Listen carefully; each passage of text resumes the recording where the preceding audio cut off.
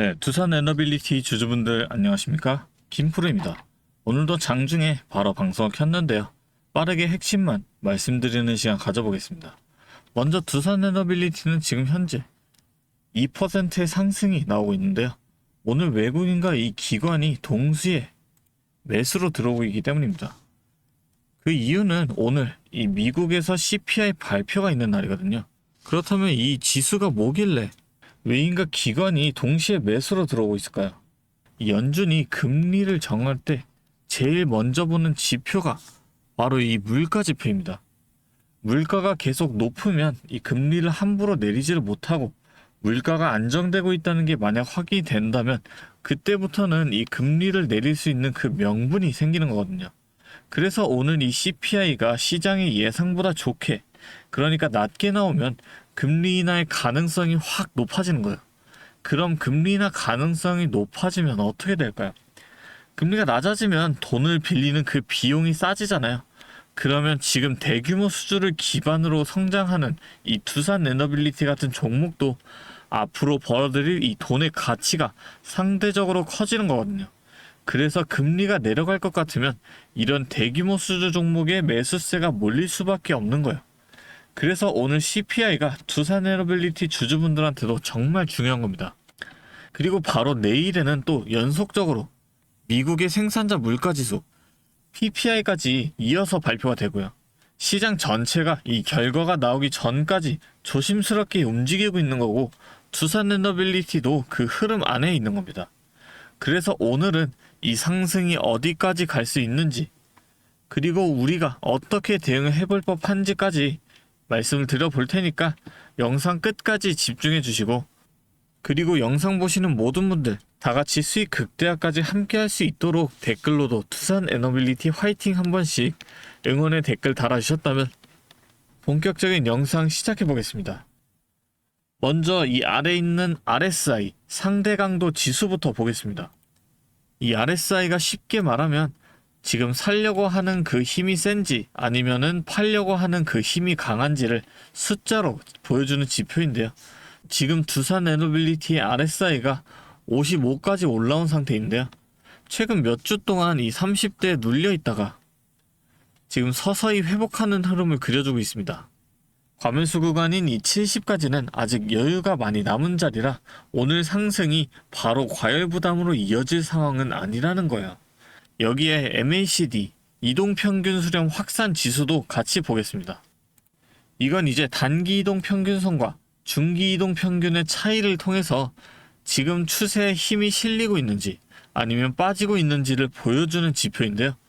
2달 넘게 마이너스 구간에 갇혀 있다가 최근에 다시 플러스로 전환이 되었고, 지금 이 막대 크기 또한 지속적으로 커지고 있는 상황입니다. 단순히 오늘 하루만 반등한 게 아니라 며칠에 걸쳐서 이 추세 자체가 방향을 튼 거란 거죠. 오늘 상승은 이 전환이 계속 이어지고 있다는 걸 확인시켜준 날인 거예요. 여기에 매물대도 한번 짚어보고 가겠습니다.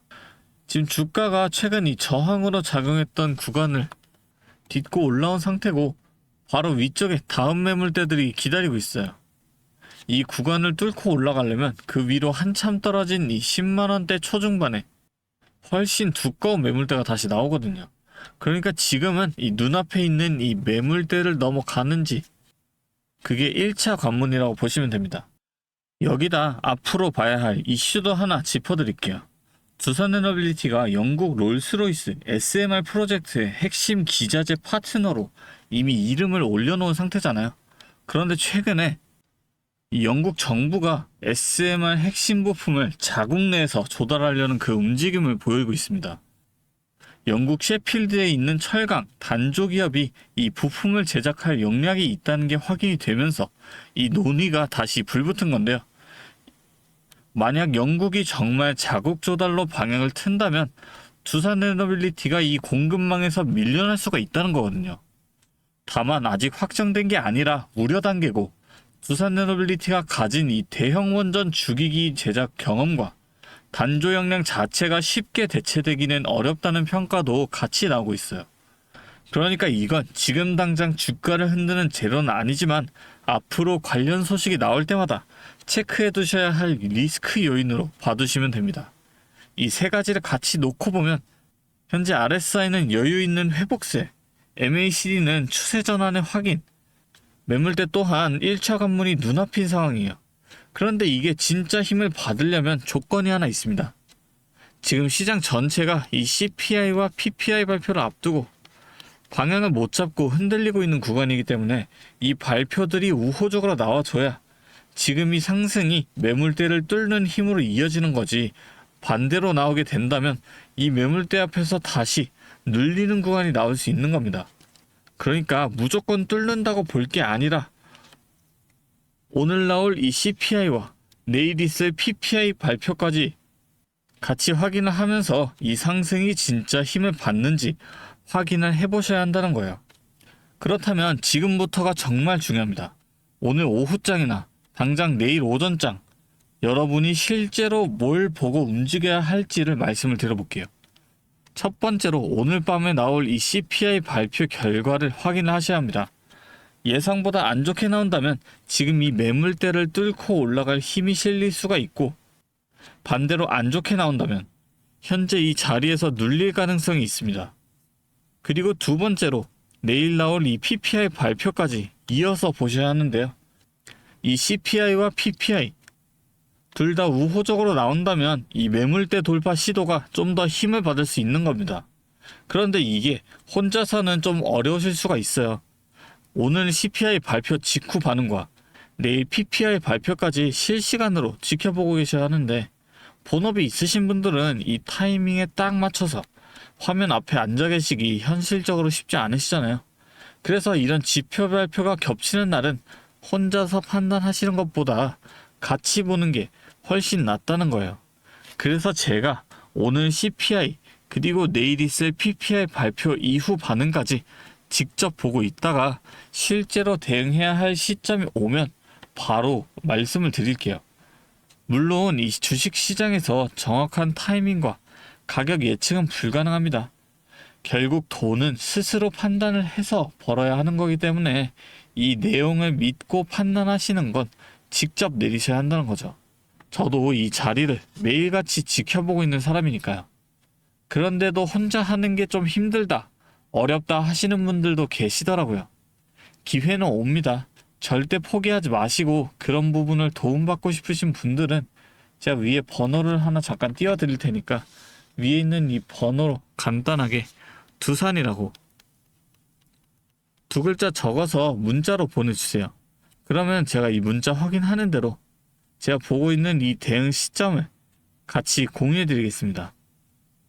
제가 오랫동안 시장을 보면서 느낀 게 하나 있는데, 정보가 없어서 손해를 보는 사람보다 정보는 이미 다 가지고 있는데 혼자서 판단을 하다가 이 타이밍을 놓쳐서 손해를 보는 사람이 훨씬 더 많다는 겁니다.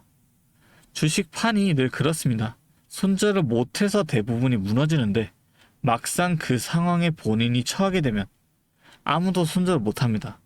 실제로 큰 하락 전에는 큰 상승이 있는데 이 4년간의 미국 상승장이나 20년 만에 코스피 상승장, 그리고 지금 이렇게 돼버리니 손절을 못합니다. 그냥 오르기만을 기도하는 그 상황을 만들어버리는 거죠. 주식의 역사는 늘 이걸 반복해왔습니다. 지나고 나서 보면 말로야 쉽죠. 그래서 지금은 그 판단 내리시는 걸 도와드리고 있는 거고, 근거는 이미 오늘 영상에서 다 말씀을 드렸잖아요. 그런데 그 근거를 알고 있는 것과 실제로 그 타이밍에 맞춰서 행동을 하시는 건 완전히 다른 문제란 거죠. 저는 그 사이에 있는 이 간격을 맞춰드리는 거고, 여러분이 저처럼 좋은 자리에 흘려보내거나 타이밍을 놓치는 시행착오를 겪지 않으셨으면 합니다. 지금 이 영상 여기까지 보고 계신 분들은 이미 남들보다 한 발 앞서 계신 겁니다. 그래서 이렇게 끝까지 함께 해주신 주주분들만을 위해서 특별한 이 선물도 하나 준비해 왔으니까요. 지금까지 영상 봐주신 주주님들만큼은 꼭 놓치지 마시고 이 선물까지 함께 챙겨가셨으면 좋겠습니다. 자, 오늘 제가 준비한 선물은 요즘 굉장히 핫한 이 AI와 관련된 종목인데요. 자, 그런데 이 AI가 사용되는 곳이 굉장히 또 많고 용량도 크다 보니까 전기가 부족해져서 이 전력난이 상당히 심각하다는 겁니다. 이게 어느 정도냐면 이 데이터 센터가 쓰는 전기량이 우리나라 전체 사용량의 2배가 넘는다는 거죠. 그래서 이 데이터 센터 기업들이 가장 먼저 해결해야 하는 숙제가 바로 이 전력난을 해결하는 겁니다. 자, 그런데 이 전력난을 해결하려고 발전소를 더 지으려면 이 10년이 넘는 시간이 걸리는데 당장 내일 전기가 모자란데 10년은 너무 길죠. 그래서 오늘 가져온 게 가상발전소인데요. 이 가상발전소는 정부와 기업도 큰 관심을 보이는 핵심 사업이라는 겁니다. 그러면 이 가상발전소는 뭘까요? 실제로 발전소를 짓는 게 아니라 여기저기 흩어져 있는 전기들을 네트워크로 묶어서 하나의 발전소처럼 통합 관리하는 시스템인데요. 예를 들어서 전기차 배터리에 남은 전기를 전력망에 다시 팔아서 수익을 낼 수도 있는 겁니다. 이런 식으로 전국의 남은 전기들을 AI가 모아서 마치 하나의 거대한 발전소처럼 운영하는 거죠. 사실 지금까지는 전기를 절약해야 한다, 이렇게만 생각했잖아요. 그런데 이 조건 자체를 바꿔버린다는 겁니다. 이 발전소를 무작정 지을 수 없다면 있는 전기를 얼마나 효율적으로 쪼개서 쓸 수 있느냐가 핵심이 된 거예요.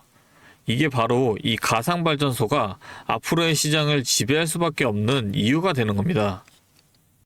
이미 테슬라에서는 일본에서 가상발전소 사업을 전국으로 확대했고요. 우리나라 정부도 제주도에서 이미 시범 사업을 운영하는 중이죠. 결국에는 이 가상발전소, 즉 VPP 사업이 미래의 핵심 사업으로 자리 잡을 수밖에 없는데요. 제가 이 중에서도 무려 5년 전부터 이 가상발전소를 준비해온 특정 종목 한 가지를 가지고 왔습니다. 이 기업은 다른 경쟁사들이 이제 막 가상발전소 사업에 뛰어들 때 이미 5년 전부터 대기업들과 인프라 구축을 마쳤고 범용성 또한 한 가지에 묶여 있는 게 아니라 아파트, 상가, 공장, 그리고 전기차 충전소까지 서로 다른 에너지를 컨트롤하는 독보적인 통합제어 기술을 이미 갖추고 있다는 겁니다. 다시 말해서 에너지 효율을 뽑아내는 기술력이 시장 평균보다 이미 30% 이상 앞서고 있다는 평가를 받고 있어요. 그렇다면 올해 2026년 분산에너지 특화 사업이 본격화되면 어떻게 될까요? 이 기업의 소프트웨어가 전국에 깔리게 되는 압도적인 점유율을 예상해 볼 수 있겠죠. 그렇다면 우리는 남들보다 한 발 앞서서 이 수익의 길목을 지키고 있어야 큰 수익을 가져간다는 겁니다. 자, 제가 지금 정말 공들여서 분석한 이 종목 정말 궁금하시죠? 지금 화면에 보이시는 이 번호 010-3436-7531로 선물이라고 두 글자 적어서 문자 보내주시면 제가 확인하는 대로 분석한 리포트와 함께 종목명까지 바로 공유해드리도록 하겠습니다. 제가 드리는 이 선물로 우리 구독자분들이 조금 더 여유있고 성공적인 투자 이어나가셨으면 좋겠고요. 지금까지 긴 영상 시청해주셔서 감사합니다. 김프로였습니다.